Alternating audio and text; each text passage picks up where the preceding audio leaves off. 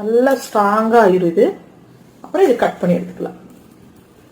மேலாலதான் தைக்கணுமா, நம்ம முடி தெரியுது நம்ம கீழே தைக்கலாமானா கீழே தைக்க டிசைன் வராது, நம்ம மேலதான் தைக்கணும். முடி கொஞ்சம் நல்லா எந்த அளவுக்கு நீங்க சின்னது பண்ணணுமோ அந்த அளவுக்கு சின்னது பண்ணிக்கோங்க. ஓகேவா?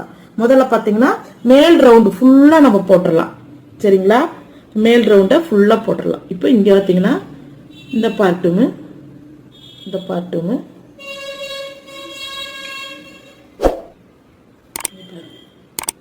இப்படி கோர்த்துட்டு இதை நல்லா இப்படி முடி ஒரு இது போட்டு ஒரு 2 சுத்து சுத்துங்க. ஊசியில சுத்தி இப்படி எடுத்துட்டு